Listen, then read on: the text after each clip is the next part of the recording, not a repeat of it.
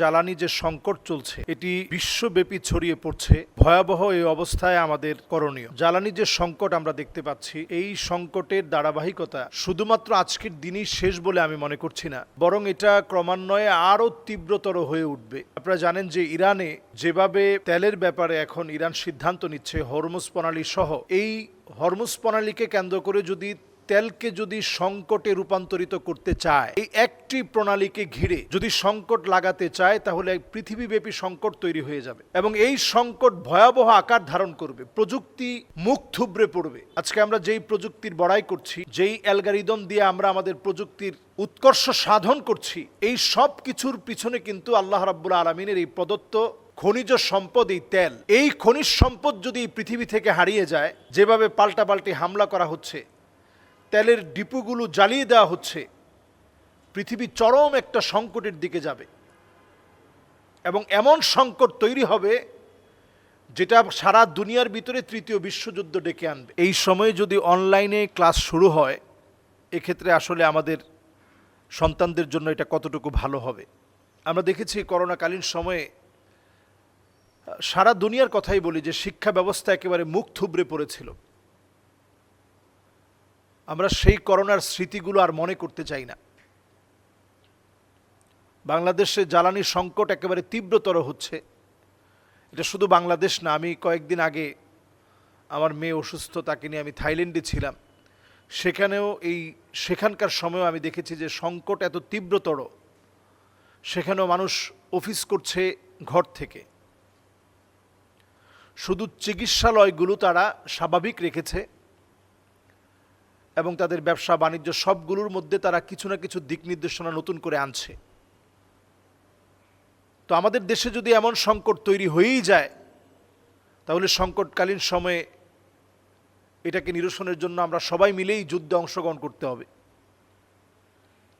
কারণ লা দরার ওয়ালা দিরার ফিল ইসলাম, আপনি ক্ষতিগ্রস্ত হবেন এটা ইসলাম চায় না, আবার আরেকজনের ক্ষতি করবেন এটাও ইসলাম চায় না।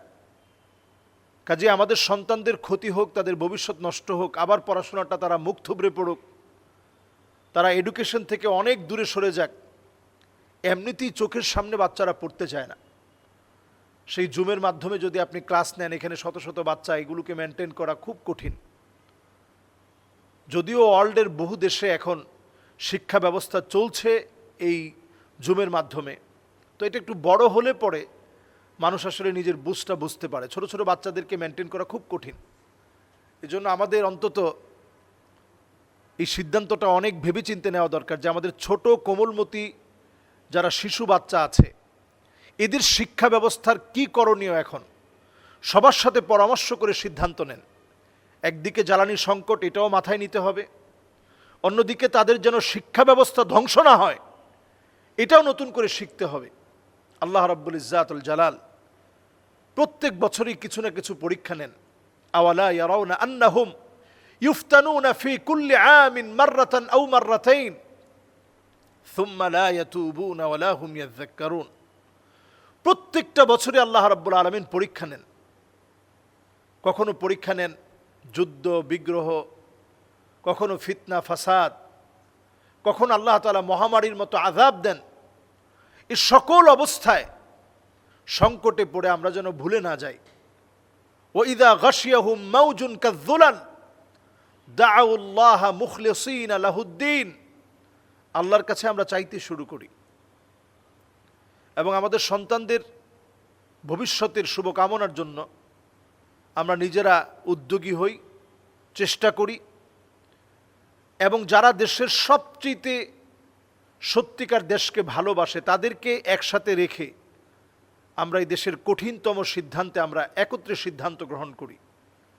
আমরা আমাদের শিক্ষার্থীদেরকে, আমাদের এই কোমলমতি শিশু বাচ্চাদেরকে আর ধ্বংসের দিকে আমরা ঠেলে দিতে চাই। বাংলাদেশে একটি বাল্য বিবাহকে কেন্দ্র করে অনেক রকম প্রশ্ন উঠছে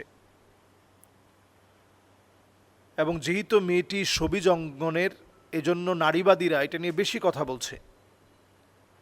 এ বিষয়ে আসলে ইসলামের বক্তব্য কি? ইসলামের বক্তব্য একেবারে পরিষ্কার। সহিহ বুখারীর বর্ণনা অনুযায়ী নবী করিম সাল্লাল্লাহু আলাইহি ওয়াসাল্লাম বলছেন যে ওয়ালা তুনকাহুল বিকর হাত্তা তুস্তাযান। তো এই হাদিস অনুযায়ী মেয়ের অনুমতি ব্যতীত যেন বিবাহটা না হয়। ওয়ালা তুনকাহুল বিক্র হাত্তা তুস্তাযান। সহিহ বুখারীর এই হাদিসের মানদণ্ড অনুযায়ী যে মেয়ের বিয়ে হয়েছে, মেয়ে নিজে রাজি থাকার কারণেই সে তার ফেসবুকে সেই বিবাহের কথা একেবারে আনন্দ চিত্তে দিয়েছে। এবং আমাদের দেশের স্বভাবত আমরা দেখি যে এই বয়সের কোনো মেয়ে, সেটা সবিজ অঙ্গনের হোক অথবা এই অঙ্গনের বাহিরে হোক, গার্লফ্রেন্ড বয়ফ্রেন্ড যদি এই পরিভাষা আমরা ব্যবহার করি, এরকম কোনো একটা মেয়ের যদি একটা বয়ফ্রেন্ড থাকে, এটা কোনো দোষের বিষয় না। তারা যদি একত্রে লিভ টুগেদার করে, এটাও কোনো দোষণীয় বিষয় না।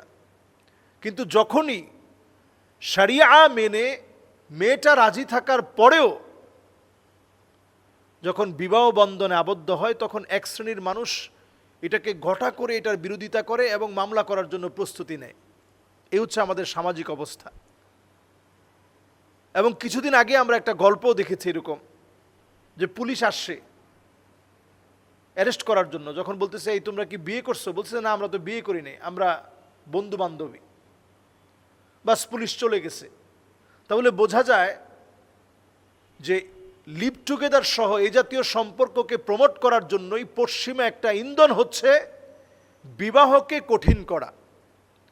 অথচ নবীজি সাল্লাল্লাহু আলাইহি সাল্লাম পরিষ্কার বলেছেন, আইসারুহা মাউনা, বিবাহের মধ্যে যদি সহজ করা হয় তাহলে জেনা বন্ধ হয়ে যাবে। বিবাহকে যদি সহজ করা হয়, প্রস্টিটিউশন বন্ধ হয়ে যাবে, জেনা ব্যভিচার বন্ধ হয়ে যাবে, ধর্ষণ বন্ধ হয়ে যাবে, পাশবিকতা বন্ধ হয়ে যাবে।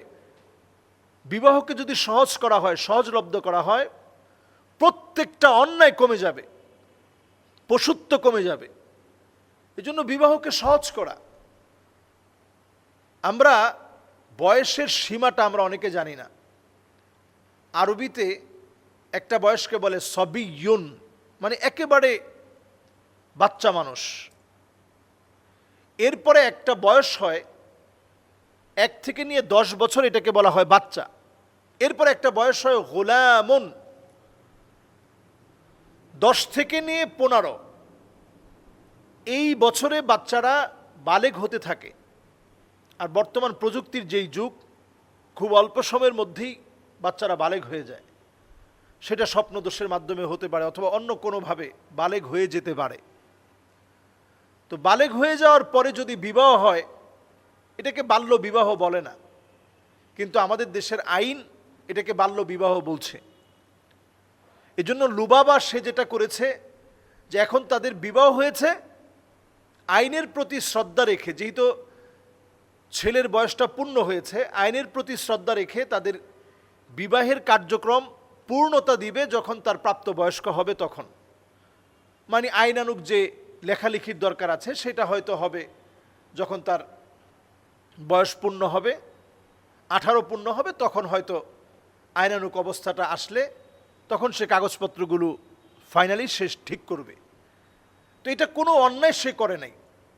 এই জাতীয় মেয়েদের এই যে এখন লুবাবা যেই দৃষ্টান্ত দেখিয়েছে, সে দিনের দিকে আসার কারণে এটা অনেকেই পয়েন্ট অফ ভিউ থেকে এটা অনেকেই অনেক বড় করে হাইলাইটস করে যে সে কেন বিবাহ বসলো এখন ওই ছেলের ব্যাপারে, এবং মেয়ের মা, ছেলের বাবা, তাদের বিরুদ্ধে মামলা করা উচিত। অথচ অহরহ ঘটনা ঘটছে, রমজান মাসেও এমন আপত্তিকর ঘটনা ঘটেছে যেটা তাকানো যায় না। জেনা ব্যভিচার রন্ধ্রে রন্ধ্রে চলছে। সেখানে এই জাতীয় ঘটনাগুলো যখন আমাদের দেশে লুবাবাদের মতো মেয়েরা যখন বিবাহের দিকে আগ্রহী হয়, সেটা হোক না 15 বছর বয়সে, সেটা হোক না বালেগ হওয়ার পরপরই, তো এই বিষয়টাকে এইভাবে উপস্থাপন করে এটাকে কালার করার কোনো সুযোগ ইসলাম দেয়নি। ইসলাম সুযোগ দিয়েছে যে লা তুনকাহুল বিক্র হাত্তা তুস্তাযান, যদি মেয়ে এটাতে রাজি থাকে এ ব্যাপারে আর কোনো কথা নাই। আমরা মেয়ের সম্মতি দেখেছি, তার পরিবারের সম্মতি দেখেছি, ছেলের সম্মতি আমরা দেখেছি, তার পরিবারের সম্মতি আমরা দেখেছি। ইদন এবং কবুল এই দুইটা যদি সংগঠিত হয়, সাক্ষী যদি থাকে, তাহলে এই বিবাহ নিশ্চিতভাবে এই বিবাহ সঠিক হয়েছে। শরীয়তের দৃষ্টিতে এটা কোনো অপরাধ হয়নি। বরং আমি বাংলাদেশের যারা বিজ্ঞ আইন প্রণেতা আছে তাদেরকে বলবো যে এই বিষয়টা আপনারা আবার রিভিউ করুন। এটা তো এমন না যে এটাকে রিভিউ করা যায় না, নতুন করে আপনারা রিভিউ করেন।